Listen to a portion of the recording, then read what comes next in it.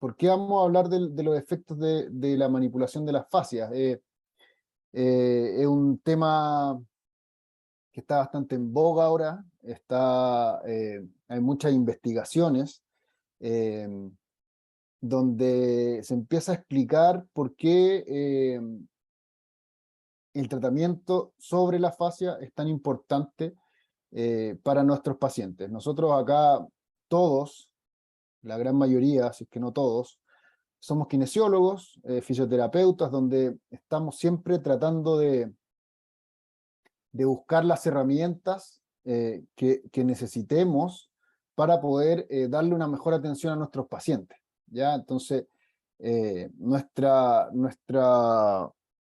eh, principal preocupación es tener las herramientas necesarias para poder tratar a los pacientes. Entonces, cuando nos planteamos la idea de hablar de los efectos de la manipulación de las fascias, tenemos que empezar a contextualizar un poco qué es la fascia, cómo podemos explicarle a los alumnos, a los futuros alumnos de la academia, por qué van a lograr los resultados que van a lograr con sus pacientes, eh, con las técnicas que van a aprender en la Academia Latinoamericana de Osteopatía, que van a poder ocupar con sus pacientes en el día a día, ¿ya? O sea, si nos podemos ver nosotros como kinesiólogos, fisioterapeutas, qué es lo que uno más ve en la consulta, ¿ya? O sea, desde una, eh, desde una capsulitis adhesiva, un hombro congelado, un dolor crónico lumbar, dolor lumbar crónico, una epicondilitis o epitrocleitis, o un desgarro de algún grupo muscular. Lo que tenemos en común dentro de todas estas lesiones que se ven muy distantes una con otra, es que el tejido con mayor importancia en estas lesiones es la fascia. Entonces, claro, cuando vemos que hay un hombro congelado, cuando vemos un dolor crónico en un paciente adulto mayor, cuando vemos en un deportista un desgarro de algún grupo muscular, cuando vemos una epicondilitis o una epitrocleitis en una secretaria o una persona que digita mucho en el computador, estamos viendo distintos tipos de lesiones, muy distintas en la mecánica, pero muy parecidas en los tejidos comprometidos. Entonces, la idea de poder hablarle un poco de los efectos de la manipulación de las fascias es eso, ya es poder contarle por qué van a tener los resultados que van a tener con sus pacientes, eh, al manipular la fascia. Entonces, vamos contextualizando un poco, vamos a hacer un poquito de historia, donde, a ver, espérate que no puedo pasar las diapos. Ahí sí, ya. Entonces, cuando comenzamos a hablar un poco, para contextualizar de lo que estamos hablando, la historia de la fascia, bueno, parte obviamente desde muy atrás, estamos hablando del antiguo Egipto, la medicina china, ya, o sea, el masaje tuina chino es, eh, es una técnica ocupada hace más de 2000 años, donde eh, los médicos chinos apretan puntos específicos ya de digitopuntura, donde liberan la fascia profunda, ya donde aumentan, o sea, aprietan con mucha fuerza puntos específicos para ir liberando y trabajando la fascia. Entonces, vemos que la historia de los tratamientos faciales o tratamientos en la fascia son muy antiguos. Ya pasamos por los chamanes africanos, chamanes de la India, ya en nuestro continente, los componedores de hueso, que trabajan mucho sobre los tejidos blandos, ¿ya? Ya más en la actualidad podemos, ya habiendo la tecnología con la que ya contamos, podemos hacer disecciones un poco más específicas y ir buscando componentes de la fascia eh, que en un comienzo no se sabía de su existencia, ya por la imposibilidad de poder verlos a través de microscopios y todo eso. Entonces, a medida que vamos avanzando en el tiempo, nos vamos dando cuenta de lo que hacían estos médicos chinos, chamanes, empezamos a encontrarle un poco más de razón y un poco más de asidero científico en lo que ellos realizaban.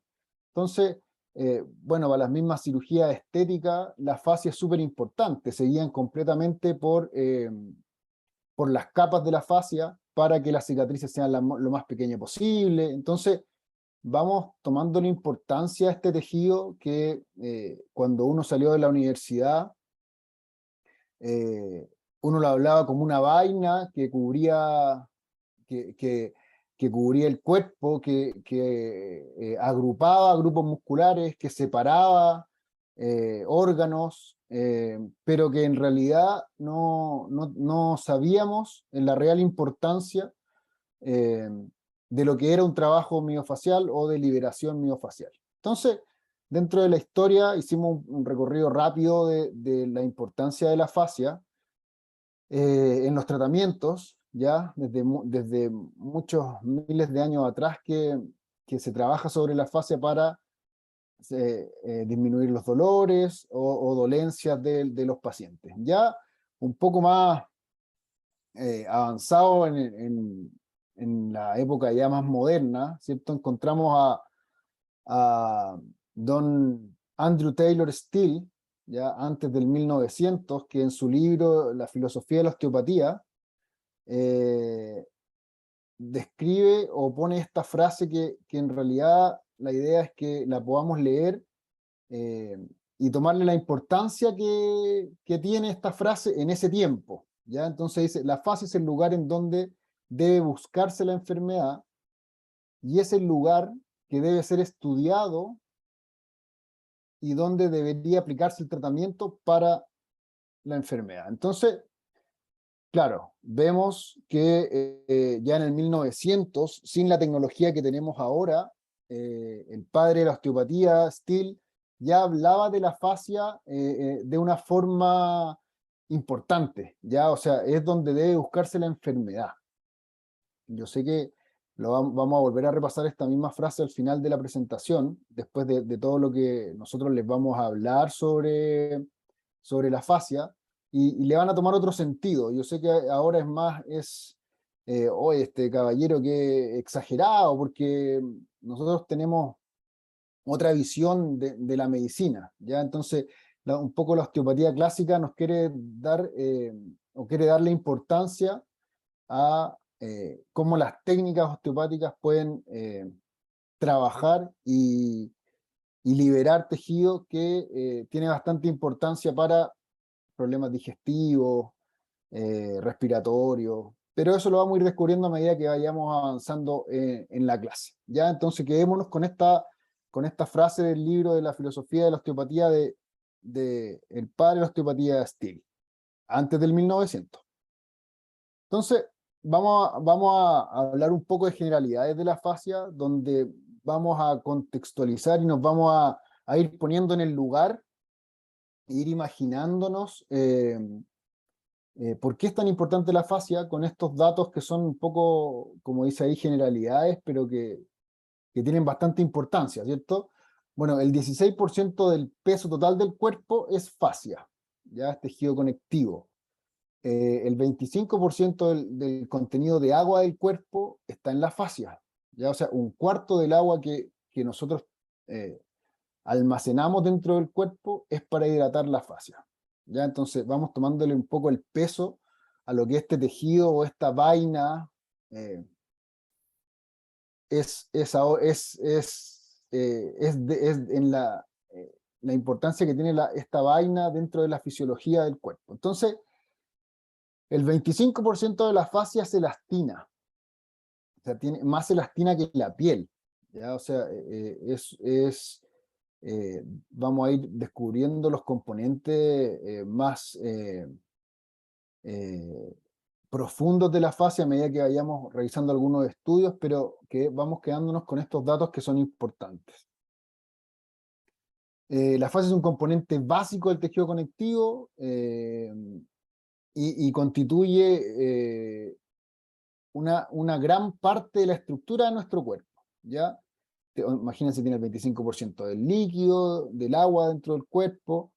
Entonces, esta como frase cliché que uno siempre le dice a los pacientes que tienen que tomar agua para que se sientan mejor, eh, toma importancia ahora porque si vemos que el 25% del contenido del agua del cuerpo está en la fascia, es súper importante para evitar problemas miofaciales, que hay una hidratación adecuada para una buena salud estructural de nuestro cuerpo en general.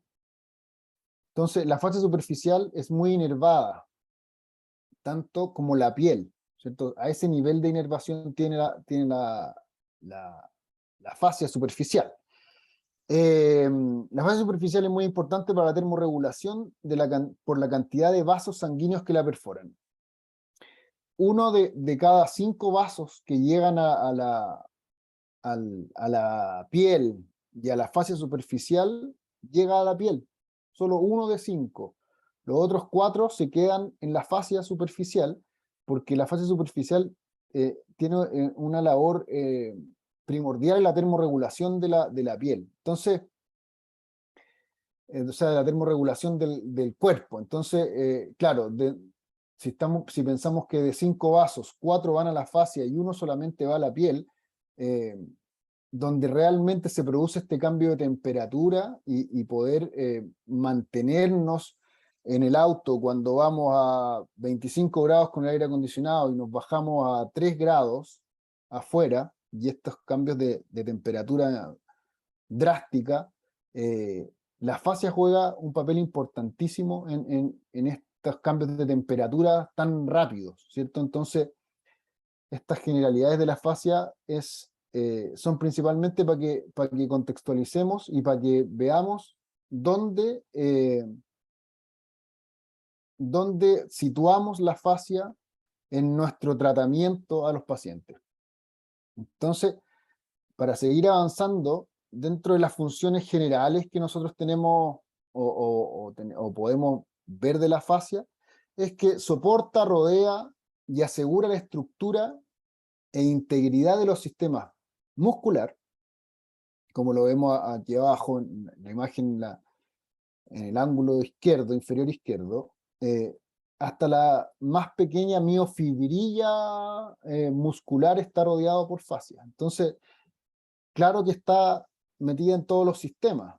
Sistema visceral, más adelante vamos a ver un estudio que salió este mismo año, hace un par de meses atrás, donde habla de la importancia de la manipulación miofacial en las vísceras. Entonces, vemos cómo también es parte importante de las articulaciones, ya vemos cómo es parte importante del tejido óseo, vemos la imagen que está arriba del corte transversal del músculo, que ahí estamos viendo un tejido óseo cómo es perforado por la fascia, o sea, el periósteo, que también en la universidad nos quedamos como que era una tela delgada que cubría el hueso, es parte importante y forma parte importante de la fascia profunda, ¿ya? Entonces, vemos que es un tejido continuo en 3D que perfora y se va metiendo por cada uno de nuestros tejidos, ¿ya? Entonces, recubre el tejido nervioso, vemos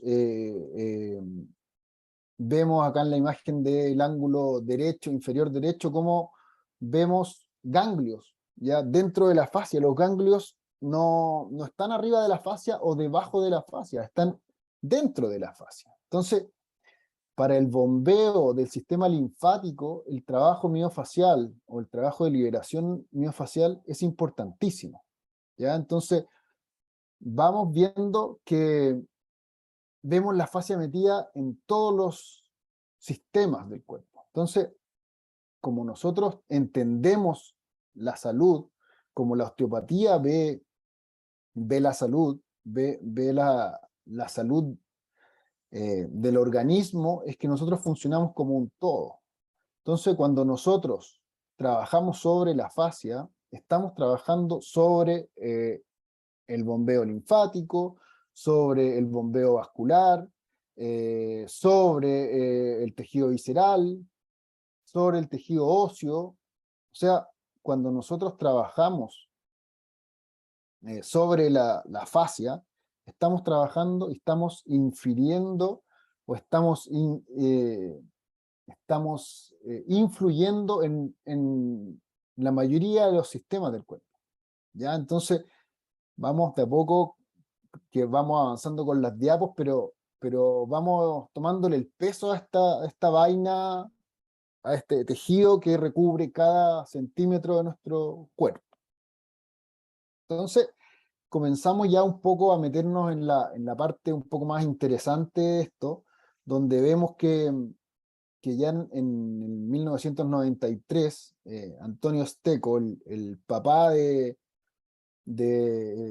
científico que actualmente está, científico italiano que actualmente está escribiendo muchos libros, mucha investigación sobre la fascia, en el libro La Riabilitazione, escribe esta reseña donde dice que la importancia de tratar la secuencia de movimiento eh, en lugar de un solo músculo se está volviendo cada vez más evidente en la rehabilitación.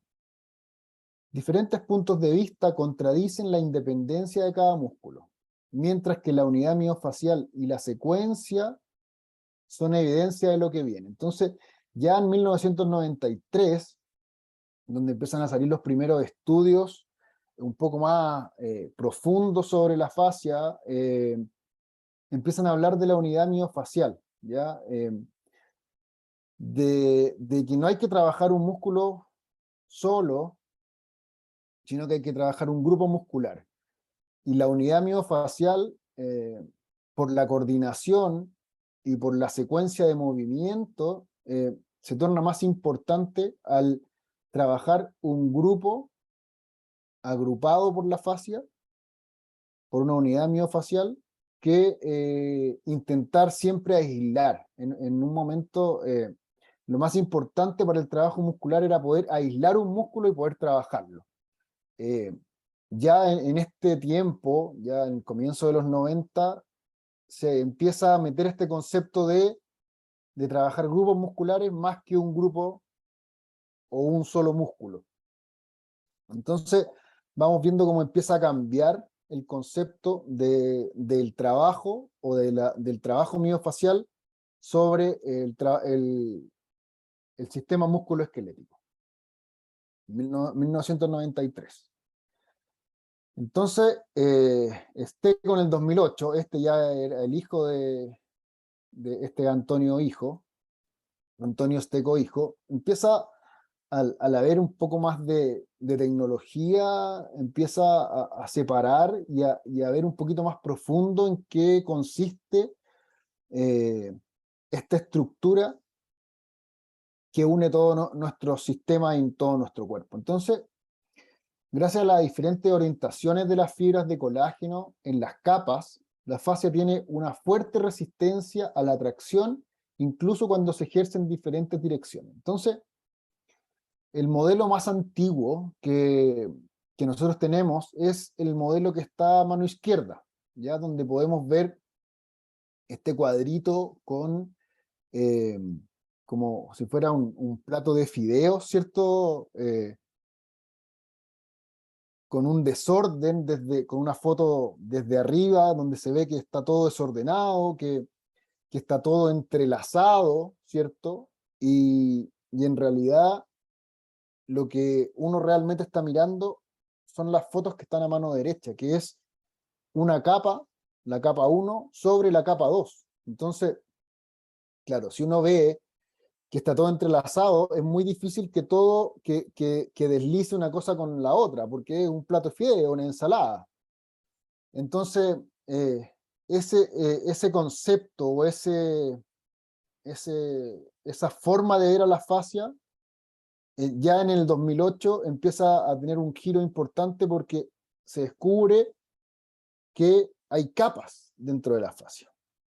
Entonces se empieza a investigar y se empieza a dar vuelta de que, pero ¿cómo van a deslizar estas capas de tejido unos con otras sin generar calor, sin generar dolor? Entonces ya empieza a cambiar el concepto porque ya las, las capas no van entrelazadas así, sino que van una arriba de otra. Entonces es mucho más fácil el deslizamiento de una capa sobre la otra.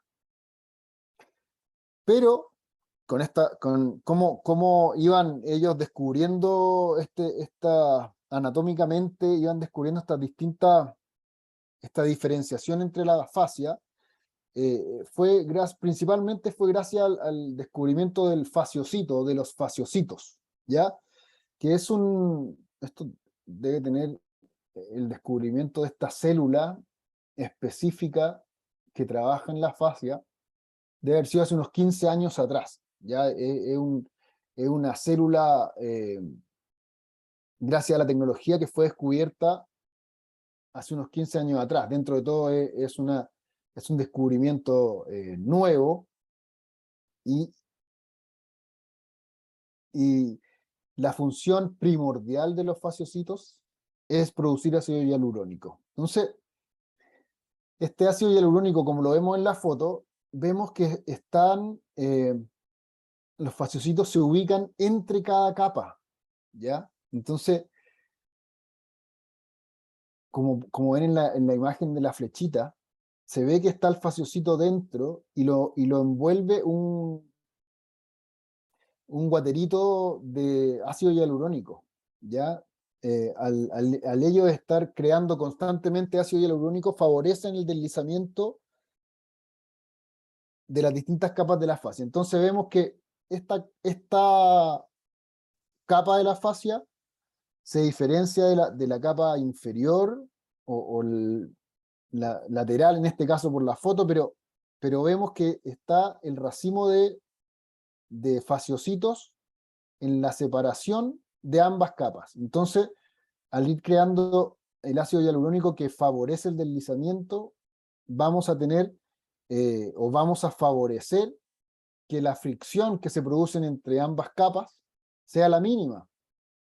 Ya acá vemos otro racimo de fasciocitos donde separa esta capa de la fascia de esta. Entonces, vamos a ver un esquema, no, pero más adelante. Más adelante vamos a ver un esquema un poco más didáctico para que veamos todos los componentes que tenemos dentro de la fascia. Pero quedémonos con esta célula recientemente eh, descubierta, que son los fasciocitos. Entonces, es una célula específica de la fascia que trabaja, su función principal es la producción de ácido hialurónico, ¿ya? Y más adelante vamos a ver cuando fallan y cuando empiezan a haber una disminución en la producción de ácido hialurónico, vamos a ver cómo cambia la densidad de la fascia. Ya no solamente no es que favorezca el deslizamiento, sino que también la densidad empieza a cambiar por esta falta de ácido hialurónico. ¿Ya? Entonces vamos quedándonos con esta información actualizada, donde se han ido descubriendo células importantes como este fasciocito. Y bueno, una célula aún más joven, ya que fue descubierta ya con los microscopios electrónicos hace unos 8 o 10 años atrás, se descubrió esta célula que son los telocitos. La importancia, como dice la descripción abajo, dice, los telocitos crean uniones entre células heterogéneas. O sea, cuando estamos hablando de células heterogéneas, estamos hablando de que se unen células que son de distintos tejidos, de distinta composición. Nosotros entendemos como tejido la unión de células ya que ejercen una función en conjunto, ¿cierto? Eso es un tejido, un conjunto de células que producen o hacen alguna función específica en conjunto para, en este caso, pueden ser células endoteliales, células de la musculatura lisa, células madre, mastocitos, eosinófilos. O sea, lo que descubrieron al descubrir los telocitos es que está todo conectado. Este telocito que nosotros vemos las imágenes aquí, tiene un cuerpo como el que vemos acá, ¿cierto? Y tiene estos telópodos, que son los brazos, que son los que unen distintos tejidos. O sea, estamos hablando que esta célula, el telocito, y que también está muy en boga, todos quieren investigar sobre el telocito, une sistemas que no tienen ninguna función en común, ¿ya? O sea, hay células del sistema reproductor femenino, hay un mismo telópodo puede unir células como les comentaba, del sistema reproductor femenino con células miofaciales, con fibroblastos, con tejido adiposo, con musculatura lisa. O sea, lo que han descubierto con el telocito es que en realidad lo que siempre, o en la medicina occidental se ha querido hacer, que es como separar, tener muchas especialidades dentro de un solo cuerpo, eh, está totalmente en contra de la fisiología normal del organismo humano. Entonces, cuando descubren estas células que unen todo y que coordinan todo, siendo que no son células específicas de ningún sistema, pero sí están encargadas de unir los distintos sistemas, nos vamos dando cuenta que nosotros, como decían los pioneros de la osteopatía clásica, somos un todo y funcionamos como un todo. Entonces, querer separar distintas funciones y sistemas dentro de nuestro organismo es una de las indicaciones más aberrantes que podemos tener como profesionales de la salud, ¿ya? Entonces, este descubrimiento de los telocitos, como les contaba, que se dio hace 8 o 10 años atrás, el descubrimiento de esta célula revolucionó muchas formas de pensar sobre la fisiología y la patofisiología del cuerpo.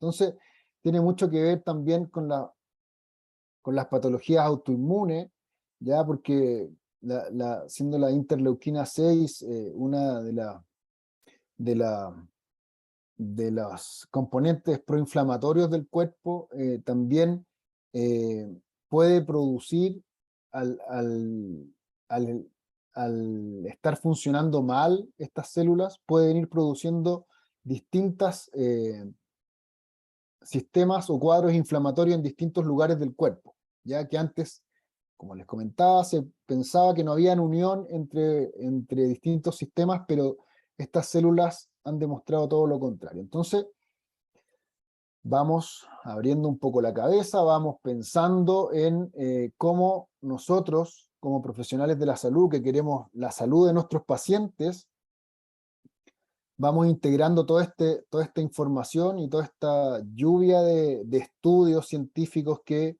empiezan a validar y empiezan a cambiar un poco la forma de pensar que nosotros teníamos sobre la rehabilitación o el tratamiento de nuestros pacientes. Seguimos con la evidencia científica. También un estudio de la Universidad de Padova, en Italia, donde se está estudiando la composición y la función de la fascia. Se dieron cuenta que aparte de la transmisión de fuerza, de la coordinación, de movimientos, también tenía componentes muy importantes de la propiocepción.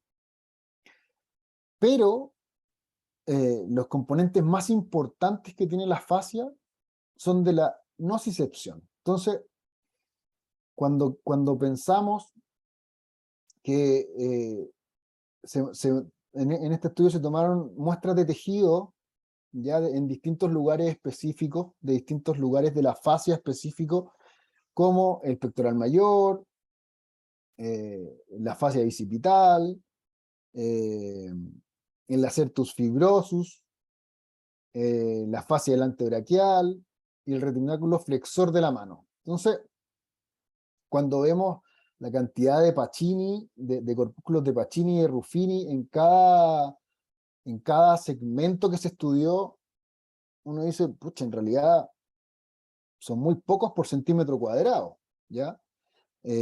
Como para que sea la propiocepción la función principal de la fascia, que sí lo es, ¿ya? O sea, más adelante vamos a seguir viendo que toman importancia Pacini, Ruffini, eh, pero, pero donde hay más, vamos viendo que en los distintos lugares donde se extrajo el tejido, vemos que las terminaciones nerviosas libres, donde está en mayor concentración es en el retináculo flexor, ¿cierto? Y uno lo piensa porque, claro, la sincronización y la coordinación del movimiento corporal entre los segmentos del cuerpo, como zonas de alta complejidad de coordinación, como tendría que ser el retináculo flexor, ya que lo ubicamos aquí en la parte de la muñeca, donde tiene que coordinar la información de motricidad fina de los pulpejos de la mano, pero también eh, coordina y, y hace eficaz todos los movimientos del miembro superior. Entonces, vamos viendo que, claro, tiene funciones propioceptivas, tiene funciones de coordinación, pero una función importantísima la cumplen las terminaciones nerviosas libres que están en estos segmentos de la fascia. Entonces, vamos, vamos pensando en este caso del retináculo flexor, de cuando tenemos problemas de muñeca como el síndrome del túnel del carpo, cuando tenemos tendinitis por sobreuso, de Kervine, de los flexores. Vamos contextualizándonos nosotros y vamos poniéndonos en el lugar de los pacientes que tienen este dolor que no se les pasa y donde nosotros principalmente tratamos de buscar la solución a este dolor, pero claro, donde tenemos que buscar la solución del dolor ya nos está quedando claro que es en la fascia, ¿ya? Entonces, vamos tomándole la importancia a la fascia, vamos tomándole la importancia que tiene en nuestra labor como rehabilitadores de nuestros pacientes. Entonces, hay que ir tomándole el peso a esta vaina que en un comienzo era netamente estructural, musculoesquelética, y que a medida que vamos avanzando en esta presentación nos hemos ido dando cuenta que en realidad está involucrada en la mayoría de los procesos fisiológicos del cuerpo, ¿ya? Entonces quedémonos con este dato de la cantidad de terminaciones nerviosas libres en contrarrestado con los corpúsculos de Pacini y de Ruffini, estos células un poco más propioceptivas, ¿cierto? Veamos aquí la composición en un esquema un poco más eh, fácil de ver. Ya vemos la foto arriba de un microscopio, pero abajo está el dibujo que también nos hace que sea un poco más práctico para poder entender las distintas capas y cómo funcionan las distintas capas de la fascia. Entonces, vemos que estos circulitos rojos son los fasciocitos que comentábamos hace un par de diapos atrás, donde su posición estratégica está siempre en las uniones de las capas, para favorecer el deslizamiento, obviamente, para crear este ácido hialurónico que nos va a ayudar a que las capas deslicen y haya menos fricción entre cada capa. Entonces vemos que hay fibroblastos, vemos que hay miofibroblastos, terminaciones nerviosas libres, telocitos, está también ahí metido en verde, estas células con brazos largos que nos van a llevar a la unión de sistemas totalmente distintos y células heterogéneas, pero que nos van a ayudar a que estos sistemas funcionen coordinadamente. ¿Ya? Entonces es un esquema un poco más amigable, que nosotros podamos entender cómo se distribuyen estas estructuras dentro de la fascia. En un estudio del 2021, ya sacamos esta imagen de la composición. Seguimos con la evidencia científica. Mense en el 2011 hace esta separación y lo que hacen es que sacan muestras de tejido por centímetro cuadrado y ven la cantidad de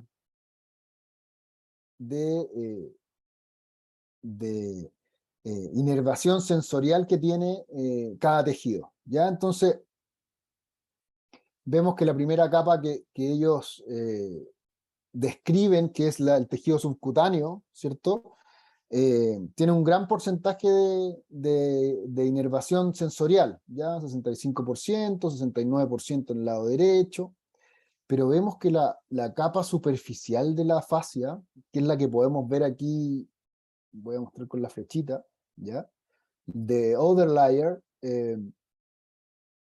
muestra que tiene mucho más inervación sensorial, mucho más que la piel y que el tejido subcutáneo. Entonces, la capa media de middle layer tiene cero, ¿ya? O sea, información sensorial muy poca y también muy poca la capa más profunda, pero la superficial vemos en el lado derecho tiene 94,9, casi 95% de terminaciones sensoriales, ¿ya? Entonces, claro, el dolor, bueno, y dentro de este mismo estudio, nos muestra este gráfico que es súper importante para nosotros entender lo que tenemos que tratar en nuestros pacientes. Entonces, vemos que este cuadradito en negro marca la cantidad de terminaciones sensoriales por centímetro cuadrado, ¿ya? Entonces vemos que obviamente la piel ya está por muy alto, por sobre todas las otras estructuras del cuerpo, ya más que el tejido subcutáneo, como vemos ahí, pero la fase superficial va a irse en segundo lugar, teniendo alrededor de 35 terminaciones nerviosas sensitivas por centímetro cuadrado. Entonces, vamos viendo el gráfico, pasamos por la fascia profunda, mucho menos de 20, el músculo, 15, bastante poco. Entonces uno dice, ya, pero cuando al final el dolor, entonces cuando el dolor es muscular, pero al final nos empezamos a dar cuenta que el dolor no es tan muscular, duele un lugar anatómico que uno lo puede correlacionar con algún músculo específico, pero en realidad no es el que nos está arrojando la información dolorosa en la fase superficial. Entonces seguimos avanzando con los tejidos que nos importan a nosotros, ¿ya? Entonces vemos que la cápsula y el tendón están ni siquiera en los 10, ¿ya? O sea, 10 tienen la cápsula, un poquito más el tendón. Entonces cuando uno habla de tendinitis o cuando uno habla de una capsulitis, como hablábamos en las primeras diapos, nos damos cuenta que, claro, la estructura que se inflama y lo que produce lo que produce la inflamación del lugar, no es lo que nos produce el dolor. Entonces, claro, cuando uno habla de una inflamación del tendón por sobreuso, en realidad lo que nos está arrojando el dolor no es, no es la inflamación del tendón, sino que es la alteración de la fascia ante la inflamación. Entonces, vamos cambiando el concepto de lo que tenemos que trabajar en un paciente que viene con una tendinitis, ¿ya? O sea, en vez de trabajar directamente el tendón, que va a estar obviamente inflamado, doloroso, al tacto, a lo mejor va a ser más conveniente trabajar la fascia que está circundante al tendón inflamado para ir liberando, aumentar la irrigación, aumentar la información propioceptiva, ir regularizando este tejido que está con un proceso inflamatorio mantenido en el tiempo, pero que en realidad ir a trabajar arriba del tendón y apretar a lo mejor arriba del tendón de forma directa no va a ser lo más apropiado. Ya al paciente le va a doler mucho y nos vamos a estar tratando la estructura o el tejido que nos está produciendo el dolor. Entonces, este gráfico del estudio de Mense del 2011 es súper importante para que nosotros vayamos cambiando el concepto y vayamos cambiando la forma en que vamos a aplicar estas técnicas miofaciales a nuestros pacientes. Seguimos con la evidencia científica. Childer en el 2014 hicieron una solución salina y la inyectaron en 3 distintos lugares en una misma zona anatómica, pero en distintas profundidades. Entonces, fueron primero al tejido subcutáneo, donde lo vemos arriba, donde dice subcutis, donde se muestra que el dolor fue bastante puntual, arrojó un poco de dolor contralateral, muy poco, pero que en realidad el dolor fue bastante menor de lo que se podría pensar, ¿cierto? Después pasaron una capa más profunda donde llegaron a la fase superficial e inyectaron la misma cantidad de esta solución salina, pero en la fase superficial. Y vemos que el mapa de dolor fue mucho más intenso, llegó hasta la zona anterior, ya podemos ver que hasta la parte del vientre del mismo lado molestó al inyectar esta solución salina en la fascia. Y abajo vemos cuando se inyectó en una capa un poquito más profunda, que es el músculo, y en realidad el dolor fue mucho mayor en el tejido subcutáneo y en la fascia que en el mismo músculo. Entonces, cuando hablamos de dolor muscular, estamos en un concepto errado, porque al final estamos hablando de un dolor miofacial que uno lo correlaciona anatómicamente con un músculo, con un grupo muscular. Entonces, esto de ir buscando y cambiando los conceptos ya a esta altura de, del tiempo de nuestra actualidad con tanta tecnología, donde se pueden ir separando y hilando tan fino que podemos en distintas capas del cuerpo ir diferenciando cuáles son las estructuras que más generan dolor. Entonces, claro, vamos acordándonos las diapos anteriores donde revisábamos que las terminaciones nerviosas libres, que son las que generan la nocicepción, son las más numerosas en la fascia. Nos empezamos a dar cuenta que, claro, la fascia es lo que deberíamos tratar cuando tratamos el dolor en un paciente. Entonces, vamos cambiando, seguimos abriendo un poco la cabeza y cambiando un poco los paradigmas que nosotros mismos salimos de la universidad pensando con conceptos totalmente, no totalmente errados, pero sí que a medida que ha ido avanzando el tiempo, vamos a tener que ir cambiando para poder favorecer a nuestros pacientes principalmente. Seguimos avanzando. Este estudio del 2022, hace un par de meses atrás, genera una relación entre la cantidad de ácido hialurónico, ¿ya? Y la densificación y la fibrosis de la fascia. Entonces, estos científicos descubrieron, estamos hablando de la fascia visceral, ya es la fascia que envuelve cada órgano que tenemos en el abdomen. Entonces,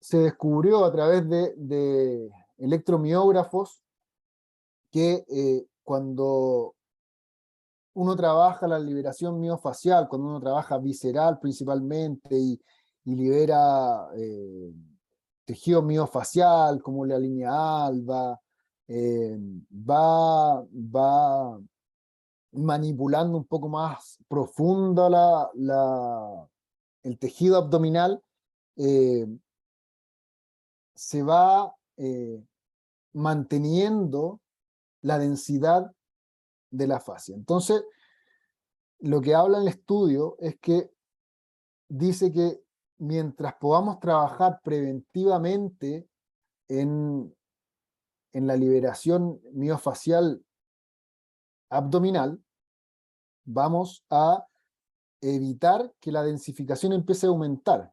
Y cuando vemos acá en el gráfico que la densificación se mantiene en el tiempo y pasamos a una fibrosis facial, es muy difícil poder liberar al órgano que está envuelto por esta fascia de esta fibrosis. Entonces, cuando ya hay fibrosis, si nosotros tenemos fibrosis en la fascia que envuelve el hígado, vamos a empezar a tener dificultades o patologías hepáticas, ¿ya? Entonces, ¿qué habla este estudio? Mientras antes podamos trabajar la liberación miofacial abdominal en los pacientes, más largo va a ser el camino a llegar a una fibrosis. La fibrosis se produce cuando hay una disminución de la cantidad de ácido hialurónico en la fascia. Lo vimos hace unas diapositivas atrás, tenemos células específicas que trabajan produciendo ácido hialurónico en las distintas capas de la fascia, pero para que estas células funcionen bien, las capas de la fascia tienen que ser estimuladas para que haya un deslizamiento apropiado entre ellas. Entonces, para trabajar preventivamente en un diagnóstico precoz ante alguna patología visceral, este estudio nos deja claro que es lo que tenemos que hacer. O sea, antes de que se produzca una fibrosis en algún segmento anatómico de la fascia visceral que pudiera afectar al órgano que está envuelto en esta fascia eh, fibrótica, donde ya va a ser muy difícil sacar al órgano envuelto en esta fascia fibrótica, sacarlo de la patología. Entonces, es un estudio súper importante para nosotros los osteópatas que trabajamos con técnicas viscerales, porque nos vamos dando cuenta de lo que nosotros vamos haciendo también es de carácter preventivo. Entonces, las conclusiones que habla este estudio es que preventivamente nosotros tendríamos que trabajar liberando la fascia visceral para que los órganos funcionen de manera óptima. Para que el hígado funcione de manera óptima, tenemos que liberar la fascia del hígado, que se deslice bien, que se mueva bien, que lo pueda nutrir bien, que pueda llevar la información sensitiva bien. Entonces, estamos viendo que trabajar sobre la fascia es cuando vean y hagan el módulo de miofacial en la academia, Latinoamericana de Osteopatía, se van a dar cuenta que son técnicas simples, muy prácticas, pero que van a estar produciendo un cambio súper importante en el paciente. Entonces, este estudio para mí es súper importante que se hable un poco de trabajo miofacial, de trabajo visceral precoz, ¿ya? O sea, mientras más temprano es el diagnóstico de alguna patología, de algún órgano visceral, eh, y antes lo podamos tratar con técnicas viscerales de liberación miofacial, el órgano va a tener una respuesta mucho mejor al tratamiento que cuando empieza a pasar en el tiempo y llegamos hasta que la fascia se fibrose en esta región que envuelve a este órgano, ya vaso, estómago, colon, riñones, estamos hablando de todos los órganos que tenemos en la cavidad abdominal. Entonces, quédense con esta información importante de este estudio que salió hace un par de meses atrás.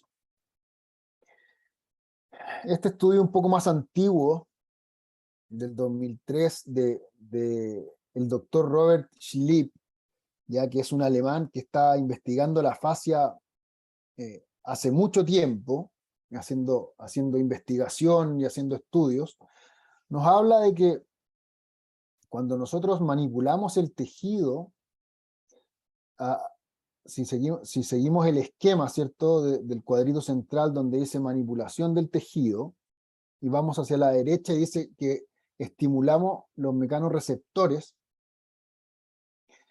y se separa en dos la información. La información proprioceptiva va al sistema nervioso central, donde va y se produce un cambio de tono en la unidad motora, ¿cierto? En la motoneurona, pero va también, no solamente trabaja en el sistema nervioso central, sino que también a través de las terminaciones de Ruffini principalmente, eh, y los receptores intersticiales, van y trabajan en el sistema autónomo, en el sistema nervioso autónomo. Entonces, porque lo que quiere mostrar Robert Schliep en este cuadro es que ¿por qué cambia tan rápidamente el tejido luego de una manipulación eh, facial o miofacial? Y es porque estamos atacando el sistema nervioso central directamente por las terminaciones proprioceptivas, pero a la vez estamos activando el sistema nervioso autónomo, donde media la información hipotalámica, donde disminuye el tono global de los músculos, a la vez aumenta el flujo de los fluidos dentro de los músculos, lo que también lleva a una respuesta a la palpación del tejido. Y también, bueno, cambia la composición interna de las células intrafaciales musculares. Entonces, vemos que el trabajo sobre la fascia, porque lo que nosotros queremos explicar como academia luego de esta clase es que cuando ustedes trabajen miofacialmente con los pacientes y vean las respuestas que produce en el tratamiento, las maravillas que produce, nosotros tenemos que tratar de buscar la explicación científica a eso. Y eso es lo que estamos haciendo con esta clase, es mostrar, y vuelvo a repetir el concepto que más he dicho yo creo hoy día en la noche, es contextualizar lo que estamos haciendo. Al trabajar sobre la fascia, sobre el tejido conectivo, estamos logrando toda esta cadena de efectos. Por eso uno siente rápidamente que el tejido suelta. O sea, estamos trabajando en un tejido que está tenso, doloroso, que hasta la piel está con distinta composición, y al terminar la técnica de presión, de arrastre, el tejido cambia rápidamente. Entonces, resumiendo un poco todo este cuadro que hizo el doctor Schlipp, es que dice que a mayor presión, mayor efecto parasimpático y cambios en la región plástica de la fascia. Entonces, no sé si se acuerdan del gráfico de deformación-tensión. Nosotros en la fase plástica vamos a llegar a cambiar el tejido, la composición del tejido. Entonces, las terminaciones de Ruffini son las que van a captar esta presión profunda, sostenida, potente, en la estructura que nosotros queremos trabajar. Entonces, la conclusión mayor es que, ¿por qué tenemos que trabajar con tanta fuerza? ¿Ya? Yo cuando salí de la universidad me tocó trabajar en un equipo de fútbol profesional, en el primer equipo, ya de primera división acá en Chile, en donde había un kinesiólogo que trabajaba antes que yo ahí, y a mí me impactaba cómo él trabajaba la musculatura de los futbolistas. O sea, el futbolista se desgarró hoy día en el entrenamiento de la mañana, y al tiro le metí un masaje fuerte, fuerte. Yo lo miraba y decía, pero ¿qué está haciendo este señor? Porque en la universidad salimos con el concepto de que el desgarro no hay que ni mirarlo ni tocarlo porque duele, aparte que duele mucho, tiene 3 semanas para que se empiece a regenerar el tejido y empezar a encontrar ya baja de dolor, aumento de la funcionalidad del segmento, bla, bla, bla. Entonces, cuando yo vi que este kinesiólogo que había ido a estudiar a Argentina y a España tenía varias especializaciones en el trabajo muscular, y me di cuenta que este kinesiólogo, que era muy capo, es muy capo, trabajaba con esta fuerza. O sea, los masajes no le decían masaje, le decían masacre, porque ocupaba una presión eh, para un recién desgarrado importantísima. Entonces, yo buscando información para esta clase y estudiando la fascia, le he encontrado toda la razón. En ese momento no sabía la explicación, pero la resolución de los desgarros era muy rápida con lo que él hacía. Entonces, como los deportistas de alto rendimiento lo que quieren es volver rápidamente a su actividad, los futbolistas se aguantaban el dolor, este fisioterapeuta les hacía el masaje y rápidamente volvían al trote, volvían a la actividad ya un poco más en cancha. Entonces, lo que dice Sleep en el 2003 no me deja de hacer sentido. En ese momento, yo salí de la universidad hace como 10 años atrás, entonces en ese momento no tenía la explicación teórica, no había estudiado osteopatía tampoco, entonces yo veía estas atrocidades que hacía el kinesiólogo con muy buen resultado, pero para mí era una atrocidad en ese momento. Ahora le encuentro razón y lo hago yo también, ¿ya? Entonces vamos haciendo sentido lo que vamos viendo en la clase. Dentro de este mismo estudio, el doctor Robert Slade describió cómo la fascia se movía, cómo cuando se mueven estos cardúmenes de peces que uno ve en Nat Geo, en estos canales de animales donde pasa un tiburón por entre medio del cardumen, y el cardumen se mueve totalmente coordinado. y los peces le hacen el espacio para que vaya pasando el tiburón y después lo van rodeando atrás y sale y nunca pasó nada y siguen moviéndose como como una entidad uniforme, ¿cierto?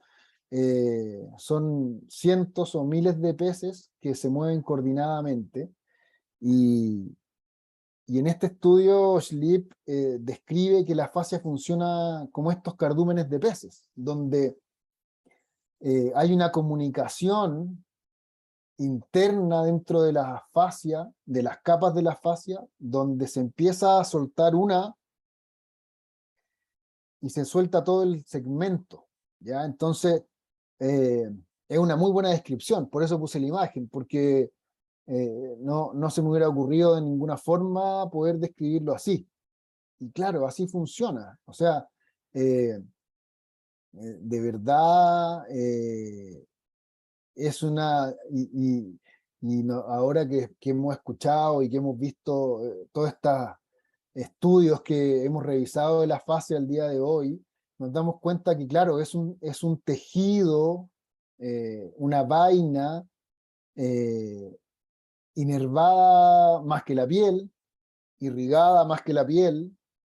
Entonces, nos vamos dando cuenta de la cantidad de terminaciones nerviosas libres, la cantidad de receptores de Ruffini, Pacini, del órgano tendinoso de Golgi, que al final de tendinoso de Golgi no tiene nada, porque el 10% de los órganos tendinosos de Golgi están en el tendón, ya el otro 90% está en el músculo, está en la fascia, entonces nos vamos dando cuenta que esta vaina estructural que agrupa y separa grupos musculares es mucho más que eso. Entonces, eh, atento también a los estudios de este doctor alemán porque va marcando tendencia con lo que él va sacando de razonamiento en sus investigaciones.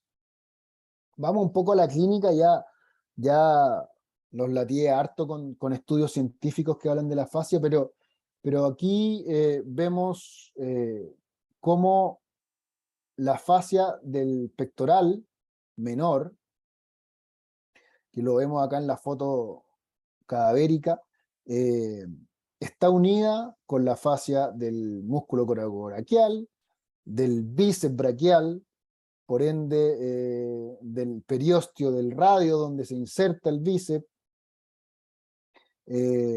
por ende con el ligamento colateral del radio y en la eminencia tenar, ¿cierto? Entonces, eh, cuando vemos esta correlación de tejidos donde nosotros deberíamos alejarnos de la zona de dolor para empezar a trabajar este tipo de patologías como ¿qué patologías nos puede arrojar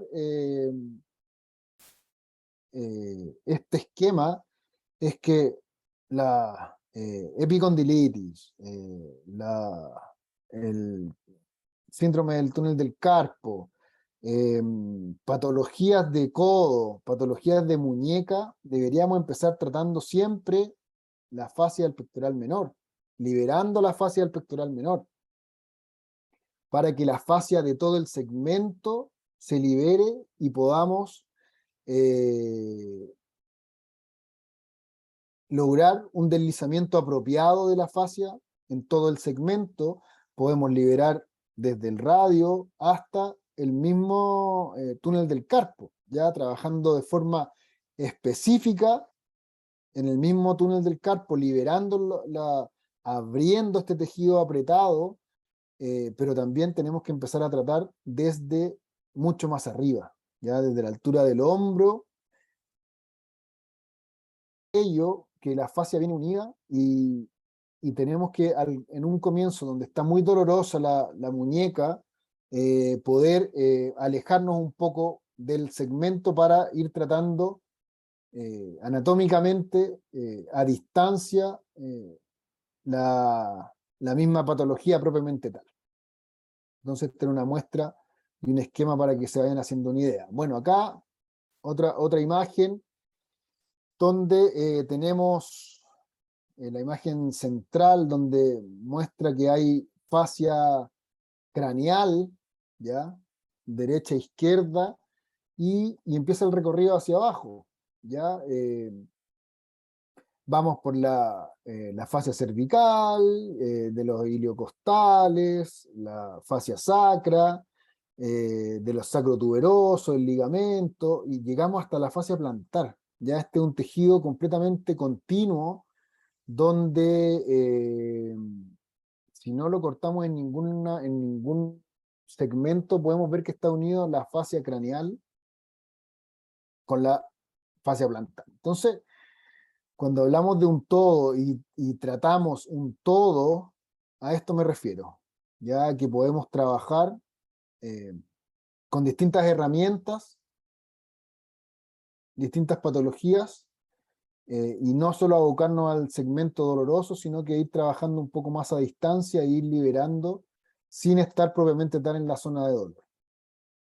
En osteopatía aprendemos a trabajar toda la fascia donde esté ubicada anatómicamente. Entonces, yo sé que hay futuros estudiantes de la academia en la charla donde cuesta un poco poder unir toda esta información, pero es para que se vayan haciendo una idea y vean cómo va funcionando el cuerpo como una globalidad. Ya, bueno, lo que hablábamos, fascia en los distintos sistemas, vemos la fascia abdominal, vemos la fascia craneal con las meninges, o sea, vemos cómo recubre desde el milímetro más pequeño de nuestro cuerpo hasta la globalidad. Y volvemos a leer esta frase del doctor Steele donde deberíamos tomarle otro peso y deberíamos, ya con todo lo que vimos en la clase, darle otro sentido a lo que dice. Que en algún momento fue como exagerado hablar de la fascia, el lugar donde se debe buscar la enfermedad. Y claro, pues después de que vimos todos los estudios, de que vimos cómo funciona la fascia, a mí me toma mucho más sentido y le encuentro mucho más razón al doctor Steele en esta frase que él acuñó en su libro. Entonces, después de craneal y visceral como ejes del tratamiento osteopático, viene lo miofacial, ¿ya? O sea, hay que tomarle la importancia a la liberación del tejido blando, hay que tomarle la importancia que requiere y que cada vez va a ir tomando más repercusión de lo que se puede lograr trabajando la fascia. Entonces, ojalá que les haya servido la clase, ojalá que les haya servido toda la información que pudieron recoger y nada, pues, bueno,